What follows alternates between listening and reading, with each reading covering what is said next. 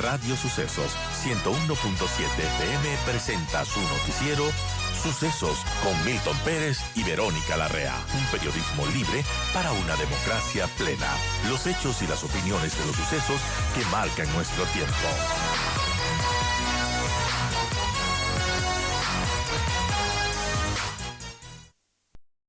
Estamos justamente con don Pablo Lucio Paredes, director del Instituto de Economía de la Universidad San Francisco de Quito, para que nos cuente sus perspectivas de lo que nos espera este nuevo año. Bienvenido, Pablo Lucio. Gracias por acompañarnos, gracias por estar aquí en la cabina de Radio Sucesos, esperando que el 2025 lo traiga con los mejores deseos y bueno, ¿qué nos podría comentar de este nuevo año en el ámbito económico? Bienvenido. Sí, mira, mil gracias por la invitación, un gusto estar aquí. Obviamente un saludo a ti y a toda la gente que nos escucha en el año 2025, deseándoles lo mejor posible con sus familias, sus amigos, su entorno, etcétera. Y parte de ese entorno, obviamente, es la economía, parte del entorno fundamental, porque al final Así la es. economía es la que sustenta la vida diaria de la gente y lo que más espera la gente es poder tener un mejor empleo, tener empleo o un mejor empleo y tener mejores ingresos que le permiten caminar en la vida. Y eso significa crecimiento económico. Y obviamente desde el año 2015 el Ecuador tiene un crecimiento paupérrimo. Que en parte se debe a las pésimas políticas de los 10 años antes del 2015-2016, y ese es el objetivo, que la economía crezca, y no por un tema, digamos así, teórico de la macroeconomía, sino que el crecimiento económico quiere decir que hay más actividad, más empleo, más ingresos. Por eso el crecimiento económico es tan fundamental. Y el Ecuador anda mal en eso, ¿no? Así es. Y entonces la pregunta que debemos hacernos, yo diría que no solo es para el 2025, porque la verdad a veces nos centramos solo en el año que viene y la vida Por es más supuesto. allá del año que viene, o sea, el año que ya estamos, digamos. Y es qué cosas buenas y cosas malas hay en el entorno, en el Ecuador, y cuáles van a mejorar y cuáles van a empeorar, ¿no? Entonces Así veamos es. lo bueno y lo malo. No sé si quieres empezar por lo bueno o por lo malo. A ver, empecemos por lo bueno, para Por lo bueno, subir un ya me poco de parece muy ánimo. bien, me parece muy bien. Mira, una cosa muy positiva en el Ecuador es el crecimiento de las exportaciones privadas, que viene dándose desde hace mucho tiempo. Eh, a ratos ha sido más del banano, a ratos ha sido más del camarón, a ratos ha sido más, como estos 2 últimos años, del cacao.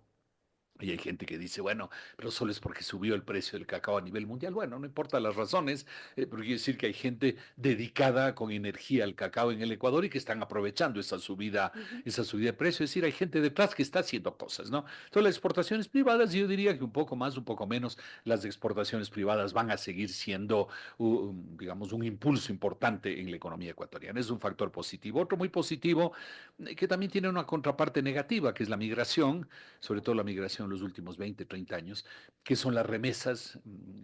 Están alrededor de 6.000 millones de dólares al año. Eso es para que tengamos una idea, porque uno sabe, 6.000 millones, uno dice es bastante plata, obviamente, pero pongámoslo en términos más concretos, eso es un salario básico cada mes del año para 1 millón de familias. Es lo que sale seis Impresionante. mil millones, ¿no? Un salario básico para 1 millón de familias cada mes, ¿no?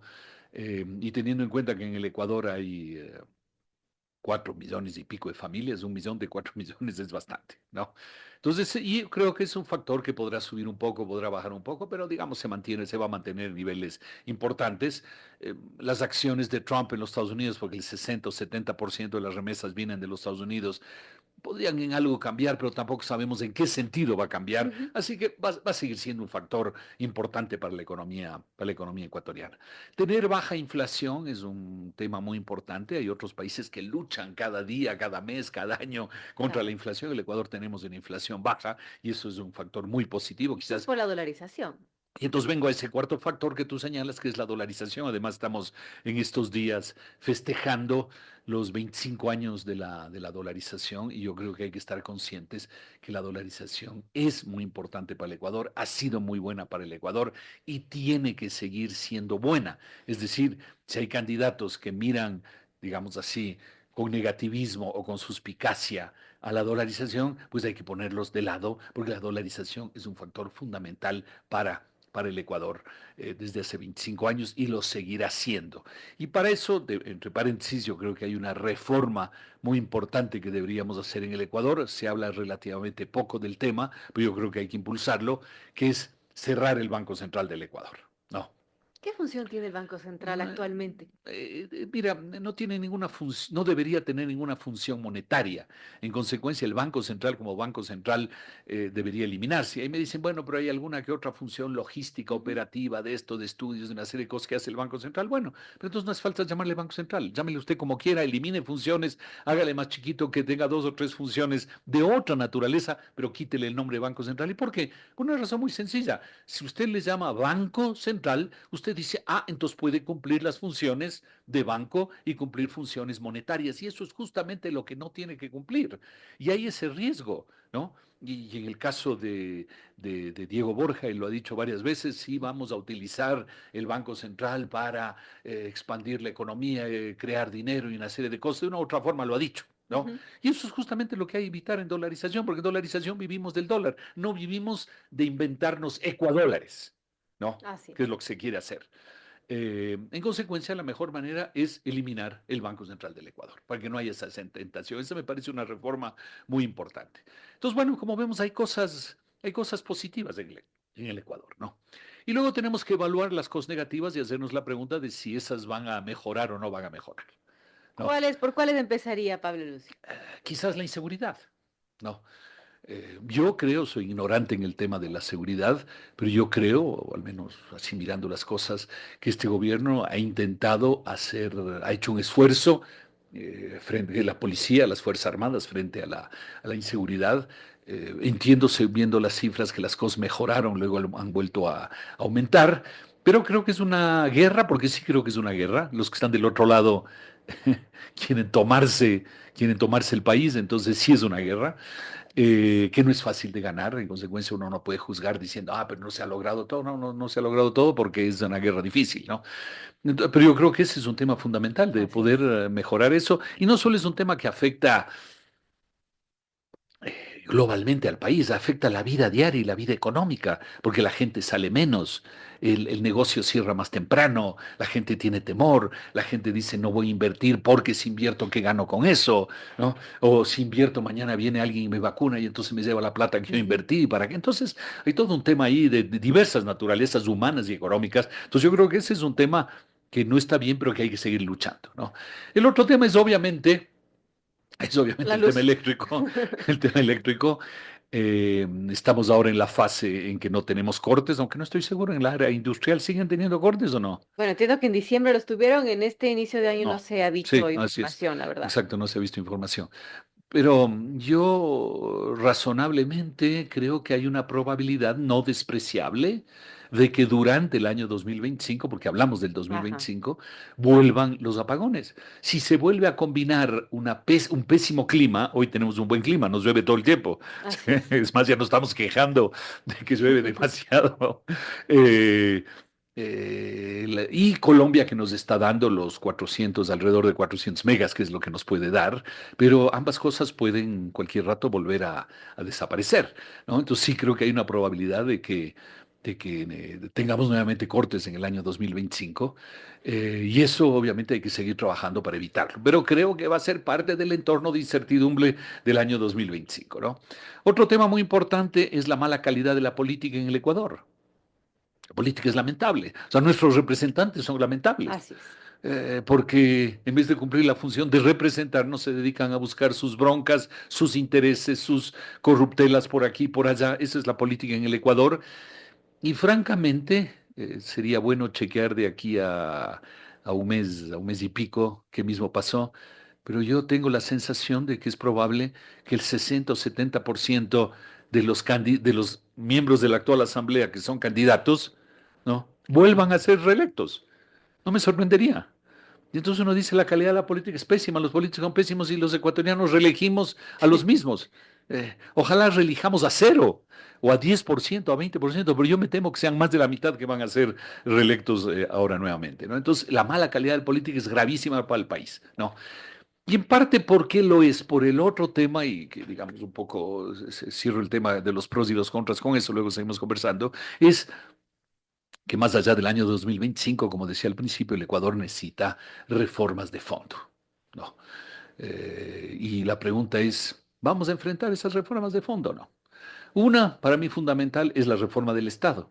Tú decías ahí el acuerdo con el Fondo Monetario, el gobierno necesita financiamiento, entonces necesita mantener el acuerdo con el fondo y tal vez nos van a gravar con nuevos impuestos que se inventarán por ahí un tipo de impuesto u otro tipo de impuesto, pero todo eso es porque tenemos un Estado enorme e ineficiente. Así es. Todos nosotros, todos los días, hacemos trámites en diversos lugares, ¿no? Y cuando hacemos trámites en diversos lugares, vemos los trámites inútiles que hay, la cantidad de instituciones que hay, la cantidad de gente que hay, todo el tiempo que nos hacen perder, etcétera, etcétera, etcétera. Bueno, eso es la reforma del Estado, ¿no? Hacer las cosas Hacerlo mejor hechas. eficiente. Y entonces ya no se trata de cobrarnos más o de endeudarnos más, se trata de eliminar toda esa grasa que tiene el Estado. ¿Cuándo lo vamos a hacer? No se hace nada. O se hace marginalmente. Dice, por aquí hice una cosita, por aquí. No, no, tiene que haber una reforma de fondo. Entonces, hay una reforma del Estado. ¿Lo harán o no lo harán? Tengo mis dudas. No. Otra reforma muy importante es la reforma del sistema de pensiones, ¿no? Hemos conversado aquí. Yo el año pasado tuve o bueno, ya son 2 años. Ahora que estamos en 2025, ya Y son es dos una años. pelotita que se va pateando para Se va adelante, ¿no? pateando, Pero que es urgente que que se se hagan va cambios. pateando. Yo creo que en parte al estilo ecuatoriano de decir, vea, sigamos nomás, pues, ¿no? Y ya veremos qué pasa, ¿no? Claro. Y cuando llegue el momento en 2, 3, 4 años en que no va a alcanzar la plata para los jubilados, ahí diremos, ¿y ahora qué hacemos? Chuta, ¿y ahora qué hacemos? No, desgraciadamente, pero es mejor hacerlo antes que hacerlo cuando ya estás así al borde del abismo, ¿no es Por cierto? supuesto. Entonces esa reforma y no sé, hace unos meses en este gobierno se intentó hablar del tema y luego creo que hubo un pare, creo que hubo una orden de la presidencia de decir, ve, este tema no lo toque porque es muy delicado, pero nosotros, es lo que he oído, si fuera este gobierno, lo vamos a tocar en el mes de mayo. Bueno, ojalá se lo toque, ¿no? Entonces, seguridad social es otro tema importante. Impulsar petróleo y minería es un tema muy importante en el Ecuador. Tenemos que ponernos de acuerdo los ecuatorianos para decir, en tales circunstancias no hacemos petróleo y minería, pero en tales otras circunstancias sí También se hacemos va a cerrar el petróleo. ITT, ¿no? En unos años. Lo del ITT es una locura. Tú ya tienes una inversión hecha y dices, cierre todo eso, ¿no? Decía, a ver, ¿cómo es eso? Ni siquiera es ya no hagamos más, sino lo que tenemos cerremos. Es una locura, ¿no? Así es. Entonces, impulsar petróleo y minería. Una reforma laboral de sentido común hay que hacerla en el Ecuador. El mercado laboral es muy malo en el Ecuador, es rígido, es complicado. Cualquier persona que contrata y cualquier persona que es contratada, saben los dos que el sistema es un sistema malo y complicado. Entonces hay que hacerse la pregunta, ¿dónde se puede mejorar el sistema? No para favorecer al empresario, no para que le pueda sacar el aire al trabajador, no se trata de eso. Es una reforma de sentido común que diga, a ver, si yo cojo un trabajador y cojo un empleador, ¿qué cosas sensatas se pueden reformar para que esa relación sea más fluida, no, más constante, más Así es. energética, que haya más empleo en el Ecuador? Hay apenas 30% de la gente que tiene un empleo adecuado. Entonces, ¿qué hay que hacer, no? Entonces, tú ves, hay una serie, bueno, ya hablé del tema de cerrar el Banco Central. Entonces, hay una serie de reformas que hay que hacer, hay otras más que hay que hacer en el Ecuador y la pregunta es, ¿cuáles de esas realmente Reforma vamos a tributaria, emprender? por ejemplo, que, bueno, algo se ha hablado de que se tiene que hacer una reforma que dure unos 20 años, que se quite temas distorsivos. ¿Cuál debería ser esa reforma? Eso hacía parte de lo que te decía al inicio de la reforma del Estado, Ujú. obviamente. Para mí debería ser una cosa el concepto debería ser muy sencillo, digamos así, que es tasas razonables, que para mi gusto las tasas que tenemos en el Ecuador no son razonables. Hay gente que dice, pero en Suecia tienen más. Sí, pero en Suecia Pero es es Suecia. Suecia. Exacto. Y para empezar, ellos gastan la plata de otra manera de la que gastamos nosotros y tienen otros incentivos, en fin. Tasas razonables que se apliquen por igual a todo el mundo. Eso es. Entonces, cuando tú dices ahí distorsiones, ahí esto, aquí, es exactamente eso. ¿Por qué unos tienen ventajas que otros no tienen?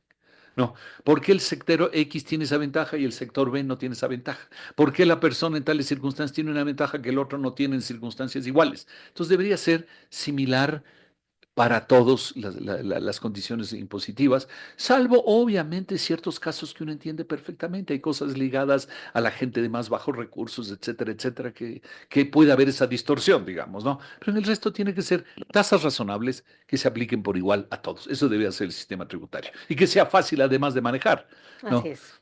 No que yo me reúno con mi contador cada cierto tiempo y le pregunto tal cosa y me dice, no sé, vamos a consultar al SRI.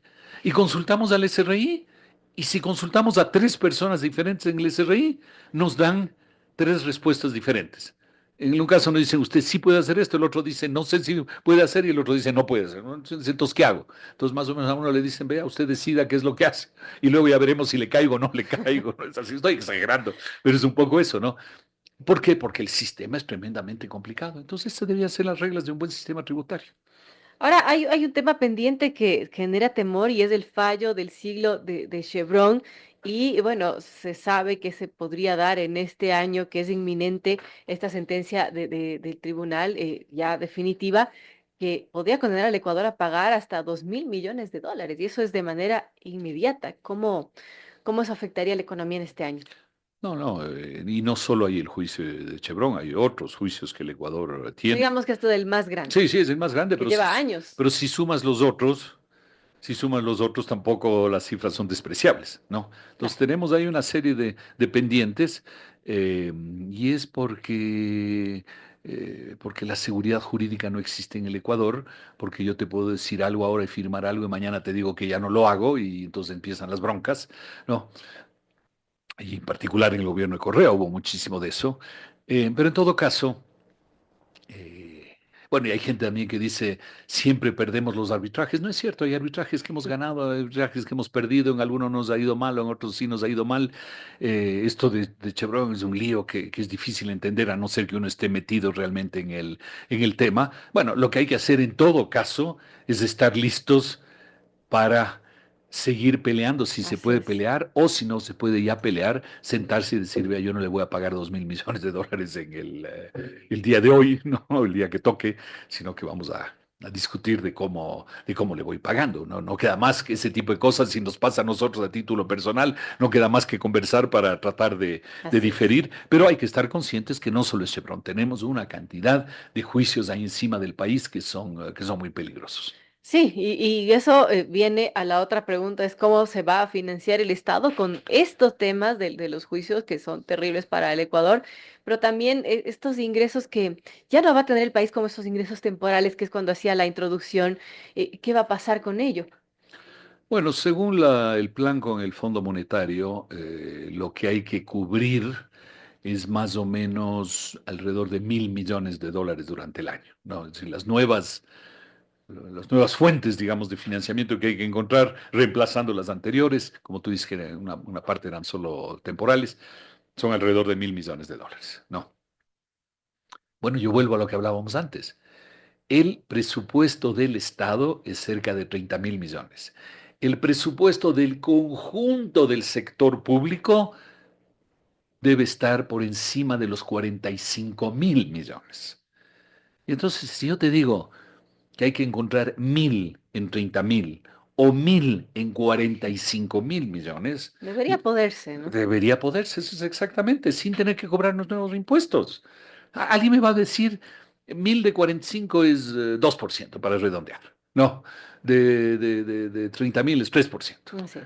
Alguien me va a decir que no se puede encontrar 2% o 3% de mal gasto, de gastos excesivos, de gastos inútiles. Por favor, obviamente que se Ujú. puede.